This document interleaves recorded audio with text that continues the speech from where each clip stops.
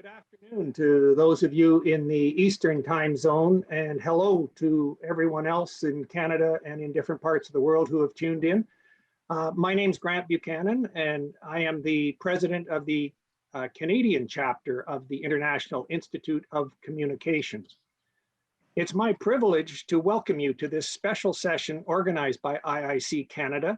And I'd like to thank our sponsors, McCarthy Tetro in Toronto and Wilkinson Barker Nauer in Washington, D.C. for their generous support. Before introducing the participants, I want to acknowledge that in Toronto, we're gathered on the traditional territories of the Wendat, the Anishinaabe Nation, the Haudenosaunee Confederacy, the Mississauga of the New Credit First Nations, and the Métis Nations. We recognize the enduring presence of Indigenous peoples on this land and the importance of working to advance reconciliation between Indigenous and non-Indigenous Canadians here and across Canada. And given the events of the last couple of weeks that we've just endured, we have a lot of work to do. Moving on to more upbeat matters, we are joined this afternoon by Jessica Rosenworcel, the acting chair of the Federal Communications Commission, and by Ian Scott, the chair of the Canadian Radio, Television and Telecommunications Commission. Leading today's session will be Sylvie Courtemanche, chair of the Canadian Broadcast Standards Council and vice president of IIC Canada. Let me give you a short background on each of them. Acting Chair Rosenworcel practiced communications law before joining the FCC. She was first nominated by President Barack Obama and confirmed unanimously by the US Senate in 2012. She was nominated to a second term by President Donald Trump. Among many other things, she is a champion of connecting the country's schools and libraries with high-speed internet. Chair Scott has also had a long and distinguished career in the communications field. In addition to both working at and chairing the CRTC, Chair Scott has worked at the Competition Bureau and has held a number of executive positions in the communications industry, including at Telesat, TELUS, and Callnet Enterprises. Prior to joining the Canadian Broadcast Standards Council, Sylvie Courtemanche held a variety of positions in the communications field as well, including at Chorus Entertainment, at the Canadian Association of Broadcasters, and at the CRTC. So she is well equipped to guide us through this afternoon's session. And with that, I will turn it over to Sylvie. Thank you, Grant, for that lovely introduction. And I'd like to welcome everybody who is participating online today. Let's start with getting to know our chairs a little bit better today. Ian and Jessica, I understand you had an opportunity to have a brief telephone chat recently, but we thought we'd break the ice a little bit by starting with some quick questions about what has sustained you during the pandemic.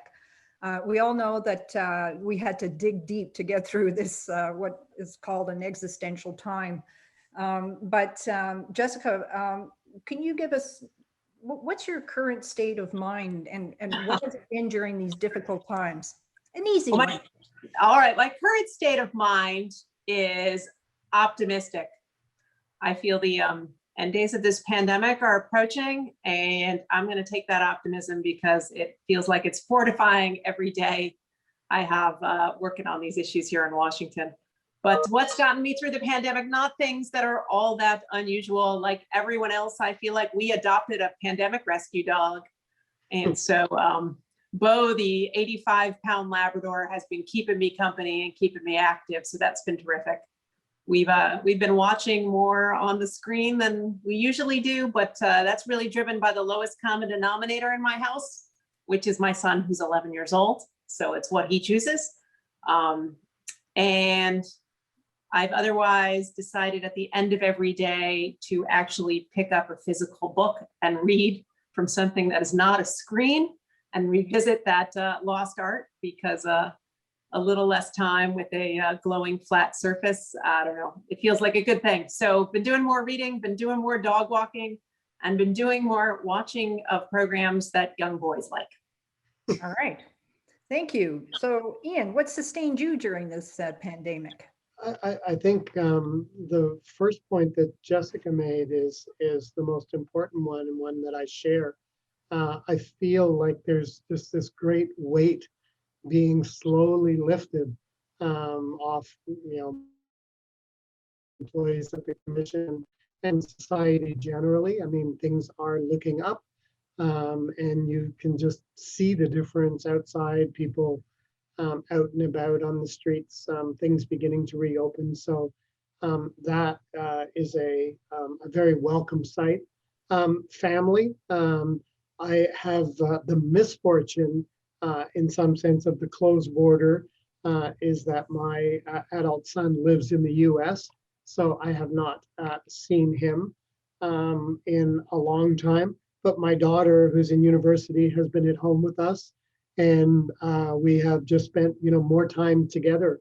As Jessica said, perhaps too much of it in front of a flat screen. But other than that, we too, well, not a COVID puppy. We have a 2-year-old, almost 2-year-old golden retriever that takes up most of our attention. And aside from walking the dog, I too tend to do a fair bit of reading of things that have nothing to do with regulation. So I that's happen to know you also certainly- like a lot of music, Ian. What's your favorite do. song on your playlist? I do. Oh, one song? That's really unfair. I mean, I'll give you 2 artists. Okay, okay. Tragically Hip and Sarah McLachlan. There's 2 ends of the spectrum. And I do spend a lot of time. Yeah, I was going to say, I was going to say it's Joni Mitchell for me, but well, hey, we'll move on. Okay. well, No, but hey, it's like 50 during years difficult since times- Blue, right? It's 50 Yeah. I years. know, That's my right. favorite album of all time.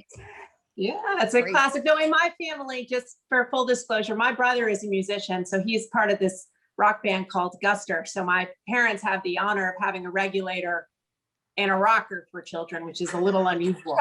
But that's what we listen to in my family. And I'd be remiss if I didn't recommend Guster music to everyone here. All right, Right, I well, will I'll look have to that check up. that out. We'll look it up. We'll look it up. Thank you so much. All right, let's move on to our first subject matter of substance today. And I'd like to talk about the digital divide. I can't think of a time in history where issues related to the digital divide and broadband access affordability have been more prevalent or really struck a chord more than, through this pandemic. I think that's, a given. Jessica, in your January 25th, 2021 remarks to staff after your appointment as acting chairwoman of the SCC, you said that there was a lot of work to do with respect to support digital equity in communities that have been overlooked and underserved for a long time. Now, I know that in the US, you have that emergency broadband benefit, $3.2 billion program, providing discounts of $50 a month and up to, $50 a month and $75 a month on tribal lands, plus some discounts on computers and tablets to eligible consumers. Can you tell us how this program is going so far? What's been the subscription rate to it? And what will you consider a success with respect to this program? So thank you for that. Let's put this in context, right? There was a time before this pandemic when a lot of policymakers thought broadband was just nice to have. But those days are over. It's now need to have for everyone, everywhere. And we got to figure out how to get it to 100% of the households in the United States. That's just the reality. And what we've recognized during this pandemic is that we have rural areas in the United States, where the topography is challenging and the infrastructure is costly and it's hard to reach. And a lot of our discussion of the digital divide has focused on those communities where deployment isn't what it could be. And we're still going to work on that, make sure facilities reach everyone everywhere. But what we also realized in this pandemic is focusing on deployment isn't enough. There are 3 times as many households in our urban and suburban communities that don't subscribe to broadband because it costs too much. And because they're being forced to make hard choices about groceries on the table, rent money, transportation, and they'll let their internet service lapse. So during a time when we have masked up, we've hunkered down, and we've moved so much of modern life online, we got to figure out how to keep those households online. And that's what the program you referenced, the Emergency Broadband Benefit, is all about. It's the United States' largest ever broadband affordability program. We've never had anything this big before, but this is the right time for it. So it's been open almost 6 weeks, I think, right now. And we've had 3 million households sign up. And during the first week, it was 1 million. And I think that's demonstrating that there is need and demand for this program. And that demand and that need is going to outlive this pandemic.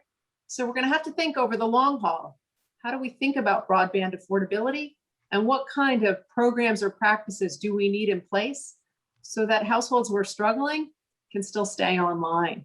And it's my hope that we're going to use this program and really study the data that comes out of it to see what works, what doesn't, and make sure any initiatives going forward at the FCC or in our Congress are informed by that data. Thanks, Jessica. It's my understanding in the US that the funding of the expansion of broadband deployment is a state-specific enterprise, and there's been multiple approaches to that, including grants, loans, tax incentives, bonds, supports, other diverse strategies. Do you consider that this very diverse approach can and will really address the issues related to coverage and for broadband in those rural and remote areas? You make a good point. We have a lot of different programs right now. We've got programs at the Federal Communications Commission that have risen out of our traditional universal service policies that evolved themselves from long distance telephony. We have grant programs at the Department of Commerce that are new. And we've got programs at our Department of Agriculture through our Rural Utilities Service for remote areas. And we've got new programs at the Department of Treasury. And honestly, probably while I'm talking, there's someone in our legislative body coming up with some more ideas and some more funds. When I stand back and I look at all that, what I see is a lot of energy and a lot of activity to close the digital divide. Our challenge is to figure out how all these programs can work well together. Because I know when we coordinate, we wind up making sure scarce government resources can push further. And so the one thing that I'm keenly aware of right now is as we multiply these programs, we really have to multiply our efforts at coordination, which sounds simple, but it never is. And we are spending time trying to do that and a lot of effort right now. For instance, at the Federal Communications Commission, we got together with our colleagues at the Department of Commerce and the Department of Agriculture last week, and we reached an agreement about how we'll just share data with deployment, which seems simple, but of course that'll inform who gets a grant, who gets a loan, who gets a universal service subsidy. And to me right now, all of these programs and having lots of them is a good thing, but the primary challenge is coordination. And that is going to take a nonstop effort to make sure that we do it well. Thank you. Ian, in Canada, the CRTC administers the Universal Broadband Fund, which finances infrastructure projects in order to bring broadband at 50 download 10 upload megabits a second to rural and remote communities. Now, do you think that the digital divide is going to be fully dealt with through the UBF? I know there's other government programs such as the Rapid Response Stream, but if you take all of these programs that have been put together, is this enough to solve the problem of broadband accessibility in Canada? That's a great question, Sylvie, and one that's hard to answer. I think, there, as you mentioned, there are several funds. So there's the CRTC's fund, which is $750 million over 5 years. That will go a long way in specific communities targeted because it's where the need is greatest, but it will go nowhere near dealing with the digital divide as a whole. The current federal government has committed a significant amount of funding. Provinces, provincial governments are similarly making significant commitments and territories and are working together. We've had recent announcements from the federal and Quebec government, for example, basically covering most of Quebec, assuming that everyone meets the contractual terms that have been set out by those governments. Whether or not in total it's sufficient, I recall sitting before a parliamentary committee about 18 months ago with the then Deputy Minister of the Industry Department, and we got asked the question of how much will it cost? And I think at the time, we and our staffs said, something in the range of $8 billion Canadian should pretty well close the gap. We may be getting close to spending or committing $8 billion, and we're not there. I mean, right now, 90%, just under 90% of Canadians have access to 5010 service. And in fact, most have access to a much, much higher level of service. But about half of that number in rural areas have that level of service available to them. And most troubling of all, half of that again in Indigenous communities have access at those speeds. So that's the real challenge. It's going to be to get to those rural areas. Jessica described, the challenge of geography and demography in the U.S. Ours are larger. I mean, the majority of Canadian population obviously is in a couple hundred miles of the U.S. border. When we start talking about the north, we're talking about a very small population spread out over more than half the landmass of the country. So it's going to be very challenging to close the digital divide in those areas, but work is going, and again, as Jessica said, there's an enthusiasm and work is going forward, with vigor.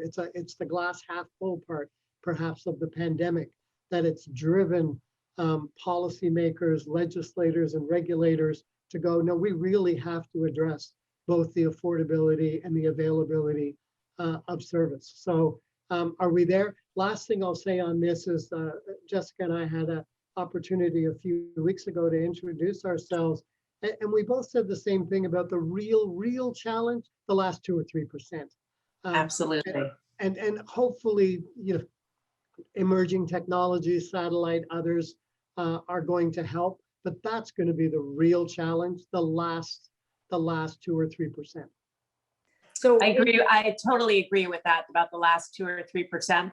When we talk about the cost to reach everyone, it is not a cost distributed equally over those who do not have the appropriate infrastructure today.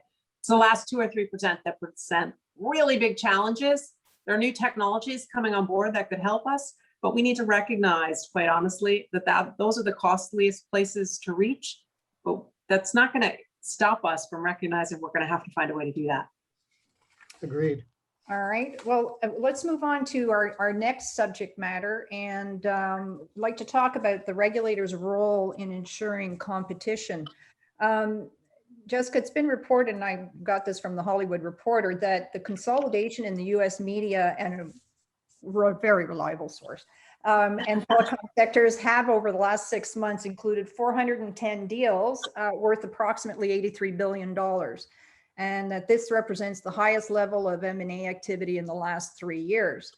So with consolidation continuing fast and furiously in the US, do you think that the regulators have the tools they need to ensure media broadband competition stays healthy?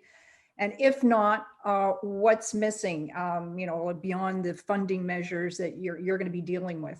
Over to you. Well, I admit that I didn't think that you'd start a question quoting the Hollywood Reporter today, but it's okay to be surprised. I like it. I can't say that all of those transactions you mentioned actually fall within the FCC's oversight and authority, but I can say on in a bigger way, everything in our world is being digitized, and media is changing very fast, and there is a lot of activity, and I think that activity reflects that.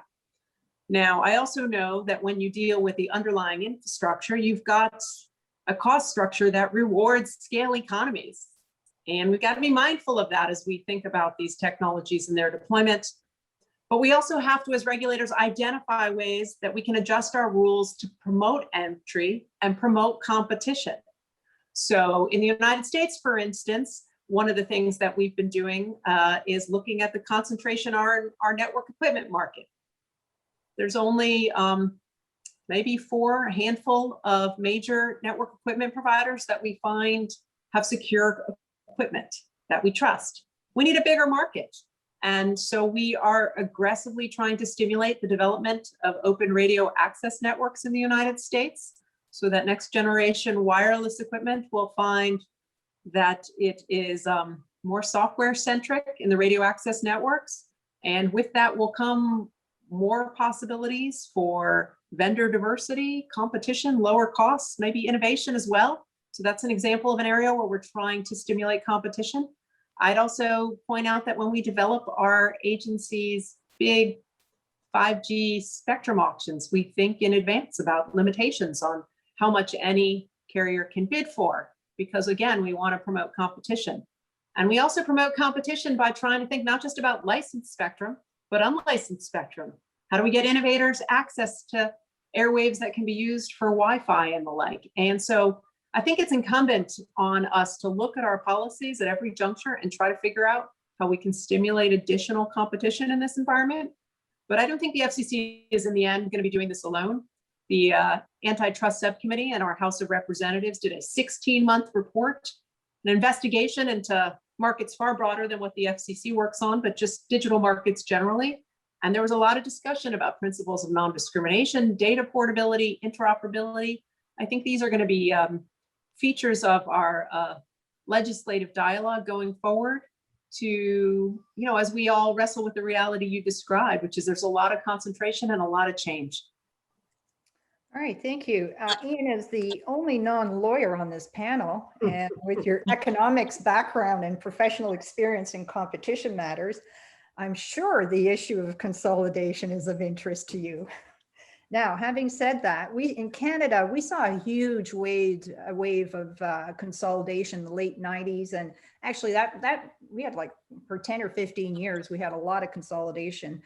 But the reality is certain people will believe that we've consolidated enough, but there are still some significant outliers here in Canada. And with the strength and economic wherewithal of foreign social media players towering over their Canadian counterparts, do you see another phase of consolidation as inevitable or even desirable? Wow, that's a big question, Sylvie. Hey, I stayed up last night. You've been staying up late. One, as you're talking about that period of consolidation, makes me think back. I was part of that consolidation. Exactly. So was I. Many people don't know that part of my industry experience was Callnet, which was the holding company for Sprint Canada, and we were a company that, frankly, commoditized long distance pricing and was one of the first companies to enter on a resale basis the local telephone market. And it was a struggle, and I learned a lot from that process. It's hard as a regulator to take out the crystal ball and say, will there be more consolidation? Should there be more consolidation? And really probably not appropriate to do so. Obviously, we have at the moment in Canada a proposed transaction between Shaw and Rogers, which will be and is in front of the Competition Bureau with respect to approval of the telecommunications ownership. The CRTC's role is limited to, on the telecom side, to ensuring that the Canadian ownership rules are being fully met. On the cable side or broadcast distribution side, that's a transaction that we will be examining. So needless to say, I can't and shouldn't express any views about it. But looking backwards and hearing generally what the industry has to say, yes, there's always an argument that we need to be bigger in order to compete. No offense, Jessica, with the big bad Americans. It's ever thus in Canada. And by the way, I was shocked to hear that, when we talk about diversity of supply in the United States being a challenge, you can imagine in a much smaller economy, almost completely dependent. But I think we share a lot of the same interests and values in network equipment. We do. Being secure, for instance, and I believe, if the United States uses its unique scale to put pressure on the development of that industry, like the nearest beneficiary is sitting right up above us. Yeah, and, no, that is true. What I was saying in part was we get the leftovers, and in this case, they may be very desirable leftovers Well, Well, from those- maybe we can go and we can figure it out first. So you sweep in right at the moment where we got it all together. How about that? we'll help in any way we can. But so there's always that push for consolidation. I'd say more on the media side than on the telecommunications side. Although there has been, there used to be a much larger number of small local telephone companies that have largely disappeared, not exclusively, and small cable. Their numbers are much smaller than they once were. And that may be a natural progression, as Jessica described, in this digital environment, and where scale often, is the key ingredient. On the broadcast side, I tend to look at it more from, this is cultural policy. This isn't economic. It's not driven by economics. We're trying to ensure that Canadian stories continue to be produced, distributed, discovered. And for that, regulation is required. And, I don't think the size is as important of the entities as is the regulatory framework that helps ensure that those objectives contained in the Broadcasting Act are indeed met. So that was a long way of not answering your question about looking forward. Oh, well, how many months you have left? Anyway, go very well. All right, thank you. I thought now we could talk about the regulators' approach to, in both countries, to combating robocalls and spoofed ID calls. It's a big one. Jessica, the FCC has said that robocalls and spoof caller ID information is a top priority for the agency since U.S. consumers received, I thought this, I hardly believe this number, but it comes from your sources, nearly 4 billion robocalls per month in 2020. I mean, that's just an astounding number. They're not only a nuisance, but they result in serious financial losses. So it's my understanding, and you can correct me if my information is wrong, but by month's end, the FCC is finally killing the auto-dialed spam calls under its jurisdiction. And can you tell me more about this initiative and what will be the consequences to those American robocallers who fail to hang it up? All right, well, the final answer there is we're coming for you. These calls are annoying. They're awful.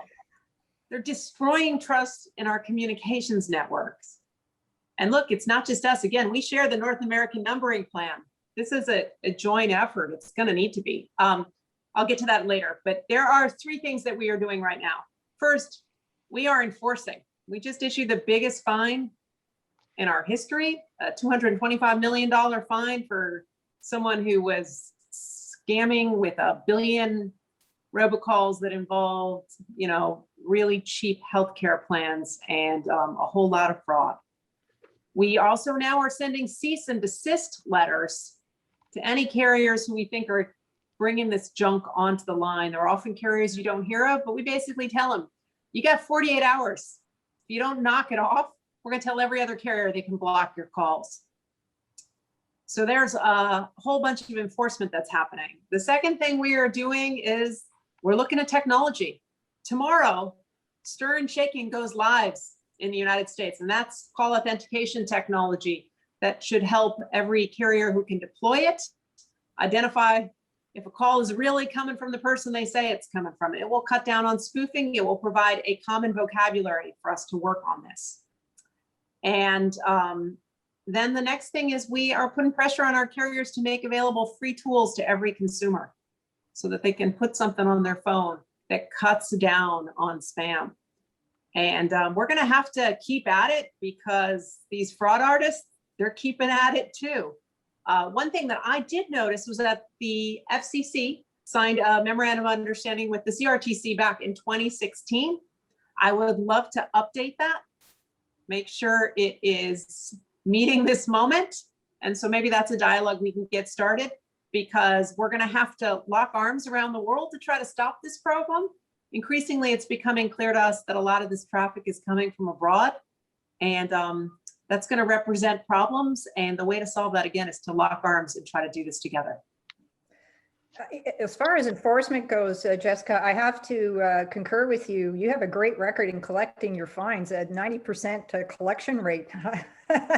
Well, For your it's enforcement. actually very hard because a lot of these companies are fly by night, and we can statutorily impose fines that might exceed their assets, or they go and hide their assets. In fact, I would like us to have authority to go freeze those assets. We're going to have to figure out what new tools we need and even go to our Congress and ask for them, because I just don't think these scam artists are going to stop. So we got to redouble our efforts. Yeah, so that Stern Shaken is, did you see that as preventing the violation in the first place?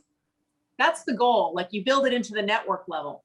Right. The great thing is that it could be very effective, but the challenge is that it only works on IP networks. And in the United States, much as in Canada, we're going to have some providers that don't have fully IP networks.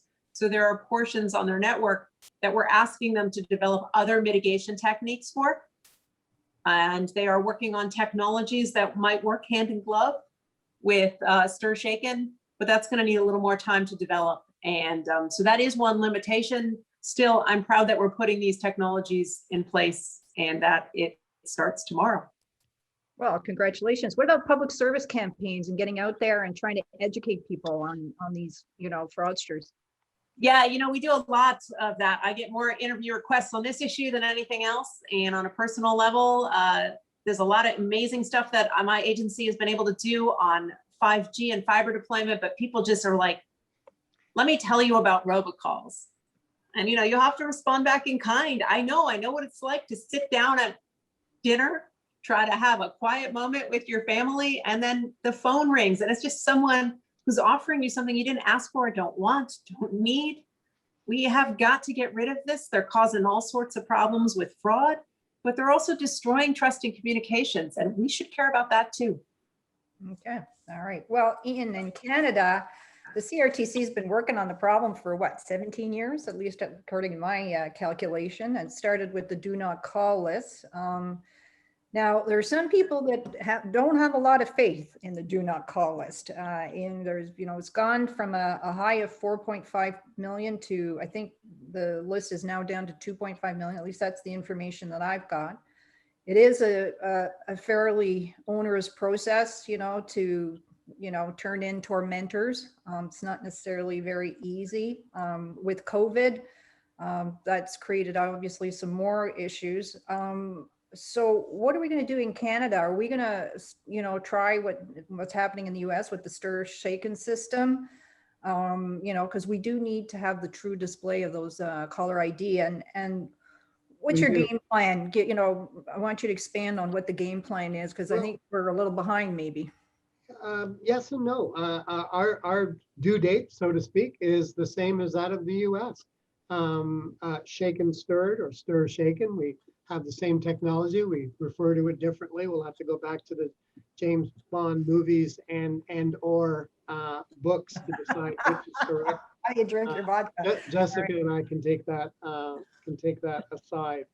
Our due date, so to speak, is also the end of June. There are implementation issues. I think as the chairwoman referenced, the fact that not all networks are IP and we have to deal with legacy networks and workarounds is challenging. But let's start, at the beginning. I absolutely agree. This is a huge problem. It's a problem that affects all Canadians, all Americans. People simply don't want to even answer their cell phone. They just wait to see if it was a number they knew or not. I think it's something in the range of 25% of calls. You were talking about the billion number being surprising. I still have a number stuck in my head from some research I did in advance of speaking at a conference in Washington a couple of years ago. And at that point, in the US and Canada has very similar numbers.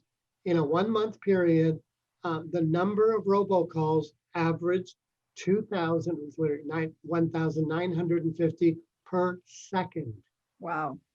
Of every second of every minute of every hour of every day. That's the kind of volume. And of those, the estimate was about 45% were fraudulent. So that gives you a sense of the gravity of this.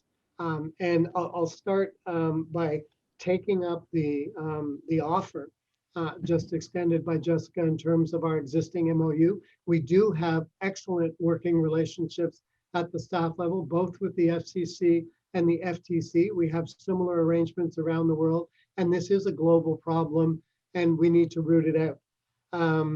We too pursue enforcement. Our starting point is education and encouraging compliance.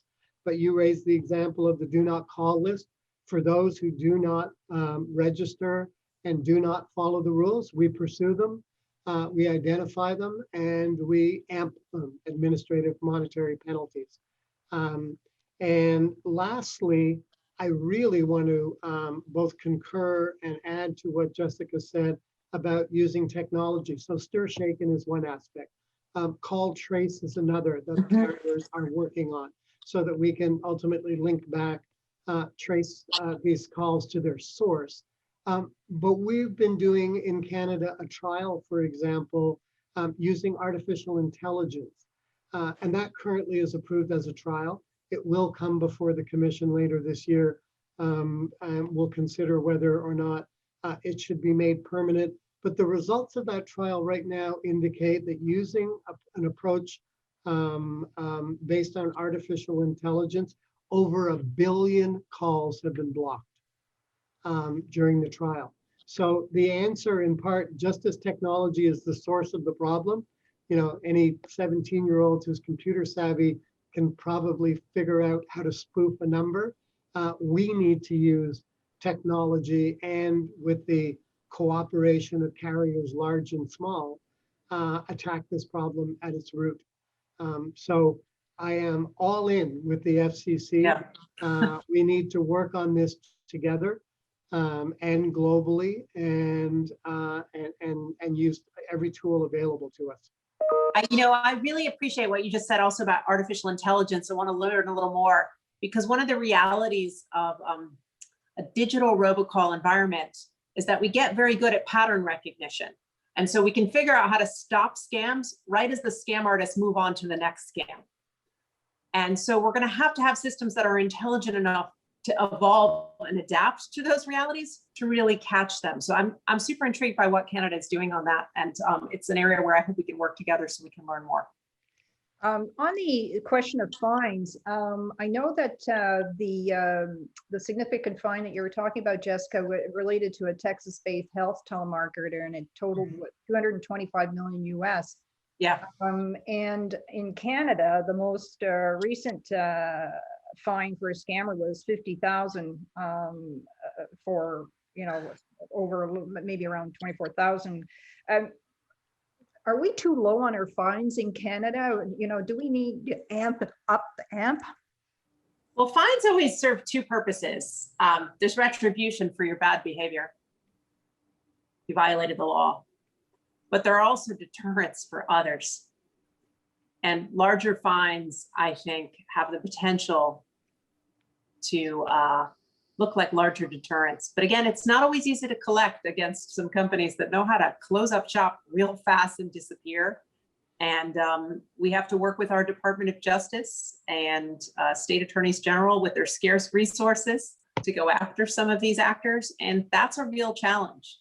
But I am in the position where every time I get asked by a member of Congress about this, I will ask for more fining authority, because I think we can threaten would-be bad actors by making public those large fines. Ian, what about the large fines issue? Well, again, we're limited by statute, obviously, and legal principles in terms of it being an administrative monetary penalty, not pursuing, for example, a criminal charge. You know, could they be greater? Our starting point has been one of trying to drive compliance rather than punishment. I take Jessica's point about deterrence, but fundamentally our approach has been to focus on education, on obtaining compliance and cooperation, and then dealing with the outriders. The world is changing and the problems are getting larger. You know, it wasn't that many years ago we were focused on spam. We were focused on unwanted emails. Now we're talking about people's personal information being stolen and marketed on the dark web, on extortion campaigns, through cyber means, all kinds of much more dire issues. And as the sort of evolution of these offenses takes place, then yes, maybe we'll need to have legislative review to determine what are the kinds of appropriate measures to discourage or eliminate this kind of activity. But in the meantime, what can you do that will easily inform the public? Like, how do you help the public right now? Because all this takes time. No, and we do. Again, I'll echo what Jessica said. We work very hard on public education. We work with other government departments and agencies to communicate to the public best practices. Be suspicious when you get, unsolicited call. Be suspicious when you get emails from your bank that you didn't expect. We work with Revenue Canada during tax season to put out regular messages, both from them and us on Twitter and other social media, to say this is a season where they're shopping, for victims. All during COVID, every time the government released an announcement of some type of financial or economic support, these players, I'll use the term, quickly adapt their practice and say, oh, just send your information here to get your, government check. They're very adaptive and flexible. Back to the point made about AI, perhaps being able to be a good tool to look at some of those patterns and eliminate the behavior. But we do spend a lot of time working with other government agencies to warn the public and educate the public. We always tell people, if the number doesn't look familiar to you, don't feel like you have to answer it. And then if someone gets on the phone and asks for personal information, you don't have to give it. And then if that happens to you, one of the best things you can do is file a complaint with the FCC and our Consumer Complaint Center, because we use that data to identify patterns in a non-AI kind of way. But when we see those patterns, we can understand how scams are evolving, and we can evolve our efforts to catch them. And we have a similar pattern with the Cyber Reporting Center, and we encourage Canadians to report them so we too can see those patterns and issue additional warnings. I see that you said that a collaboration between Canada and the US would be, a good foundation to help. What about a more worldly view? Because this is often coming from other countries. Is there some way that, there could be a world office to deal with this, or would that even be useful or helpful?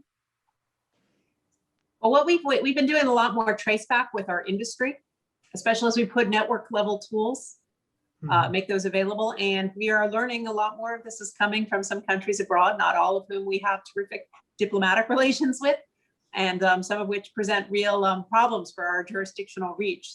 So I think we're going to have more of an international dialogue. I mean, we've been working with Australia on this. We have this in place memorandum of understanding with Canada. I just think that the more of us that can lock arms and say that this deserves to be addressed, because we have a worldwide fraud issue, the better off we'll be. But I think it's going to take Canada and the United States to start that. So hopefully we can do it together. Ian? I agree. Look, North America is probably the most focused target. So it's a good place to start. And we need to protect American and Canadian citizens. We too have extensive relations with other regulators. We deal with Ofcom, Australia, New Zealand, and so on. But Jessica's quite right.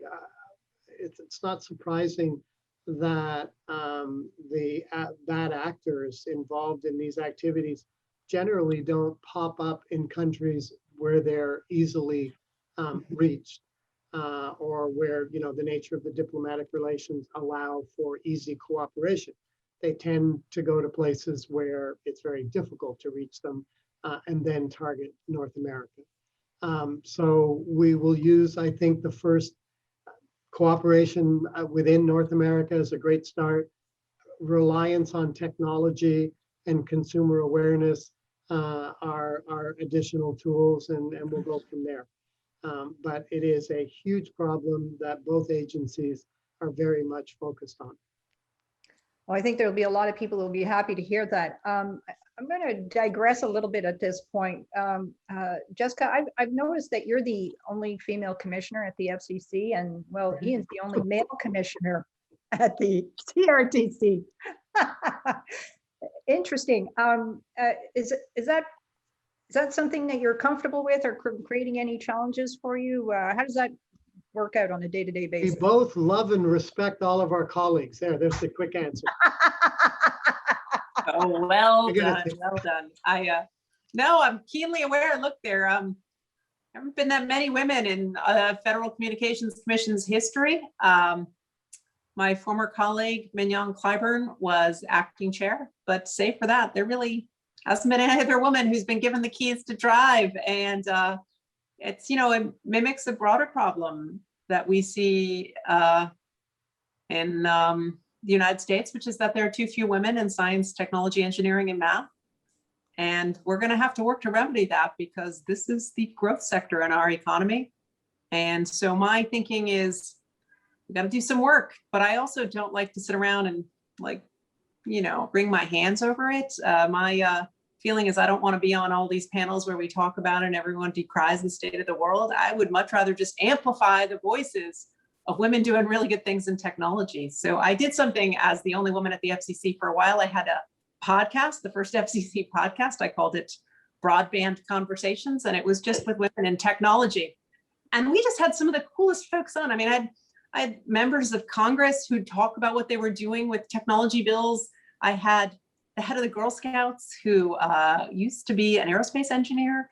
I had an astronaut who talked about what it's like to be on the International Space Center. And I had, people who had started small businesses, and I had state attorneys general on. We just basically started conversations about what women are doing in technology, and they were really fun. I hope I can get back to doing that, because I think amplifying those voices is really important, and it will go a long way towards starting to remedy this.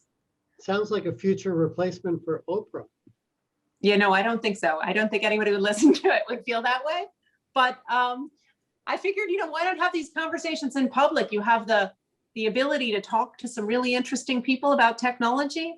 Why don't you just record it and make it available to others? It's been a real treat to do that, and I hope I can continue.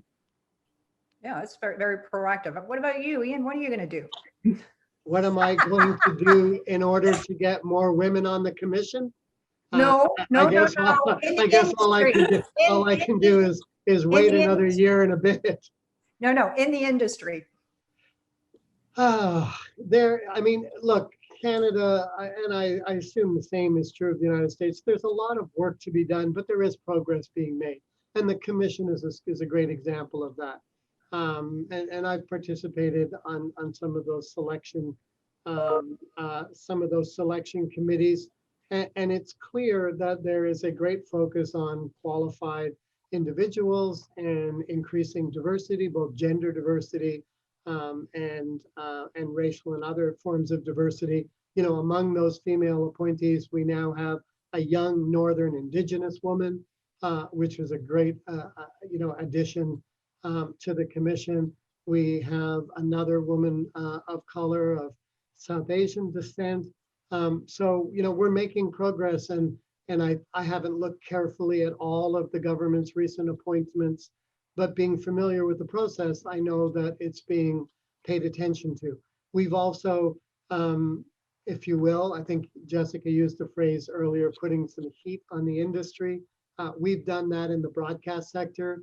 We did a roundtable with CEOs or those directly accountable for the production industry in the broadcast sector that we called Women in Production, and asked them, what are you doing and what are you prepared to commit to, and what are you prepared to commit to in public and report on? And they're making progress. The pandemic hasn't been helpful in this regard in terms of slowing down sort of opportunities for meeting. I think we can do similar things with respect to racialized communities and Indigenous communities. So there's a ton of work to be done. Progress is being made. But there's a lot of, as Jessica said, much work to be done. So you're not prepared to announce your launch of a podcast today, then, Ian? I don't know. He's What are we gonna call it? think about it. He's gonna Can we think about call it the Scottish show? And then I'll talk about all things Scottish. All right, we've a few minutes left. We have some questions from the audience. Jessica, most of them are for Ian, unfortunately. But quick question, Ian. Will well, Bill C-10, as you know, is in the Senate. This is a change. This is the bill that's going to be amending our Broadcasting Act, Jessica. And what's been wondered here is whether the commission has the resources in terms of expertise, both at the commissioner and staff level, to manage the new role in a timely way. Short answer is yes. That's not to say we don't need additional resources. And if assuming the legislation goes forward and is passed by Parliament, and the Department of Heritage recognize that, we will put in the necessary submissions to Treasury Board for additional funding. But we have the necessary transitional funding, and we have the intellectual horsepower and capacity to develop a future regulatory framework. I don't know how else to answer that other than to say we've had a significant portion of the commission staff working on this since legislation was first brought up and tabled.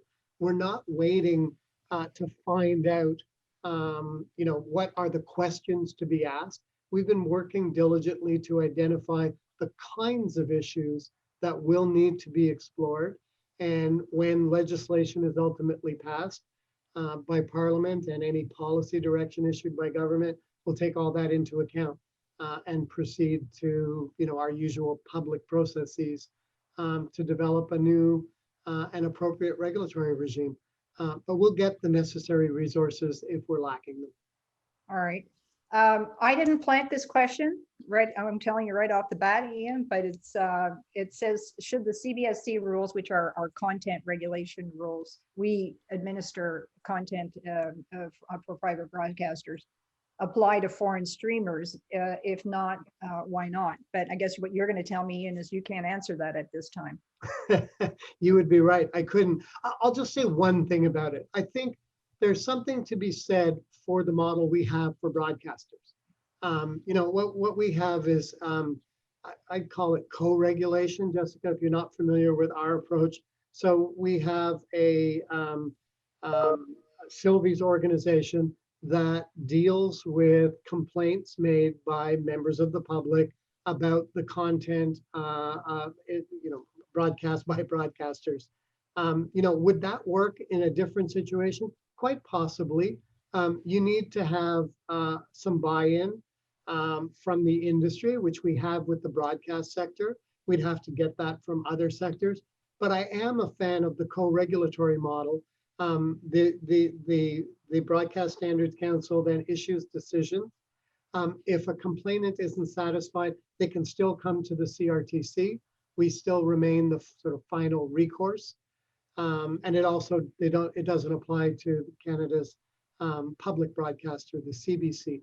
But could it work for those purposes?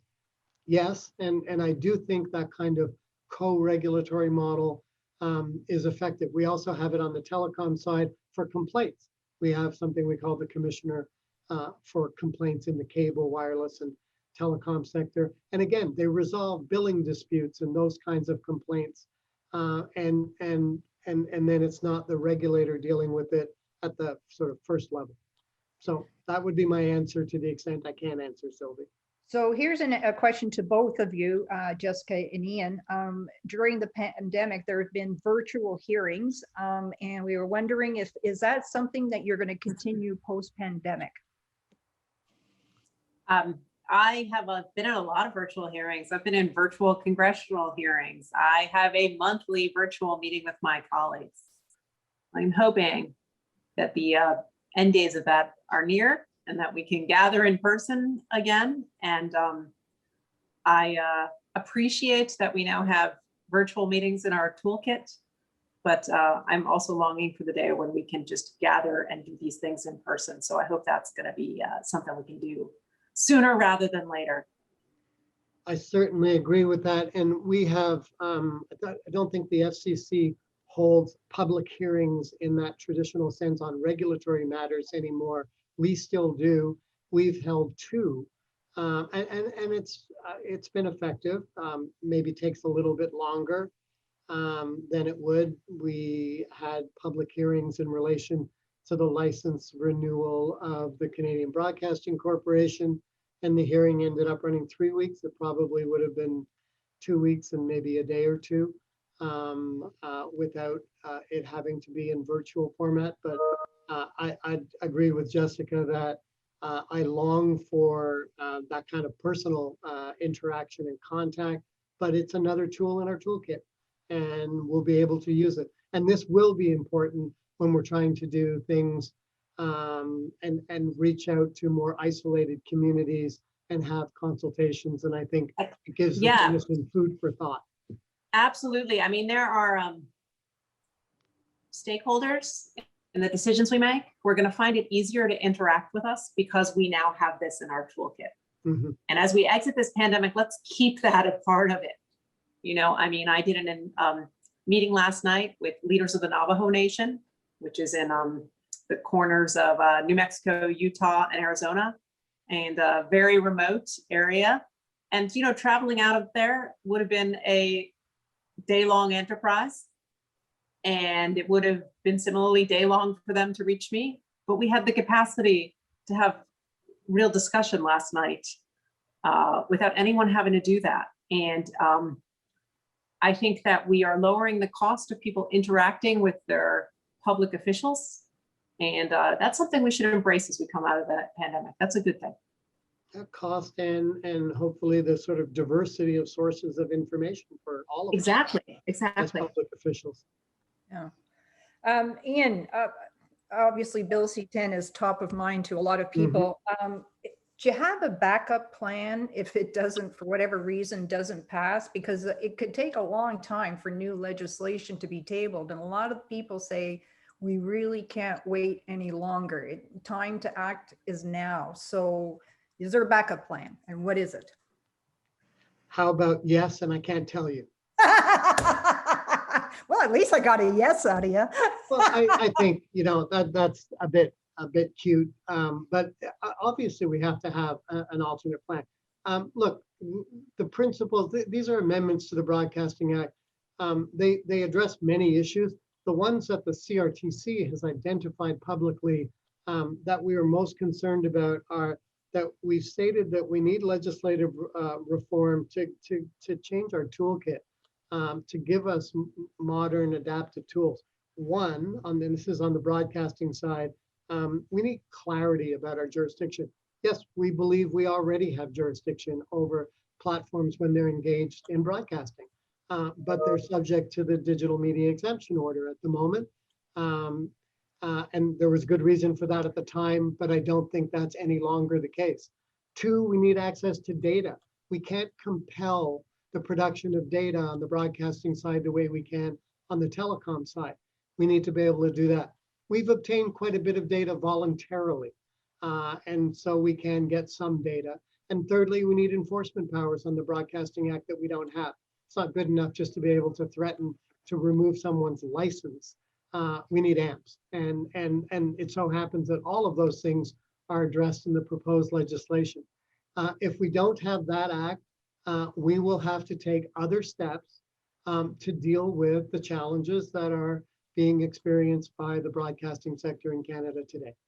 Well, with Grant's appearance, I think that's the signal that we have run out of time, and I would like to thank both Jessica. Past or something.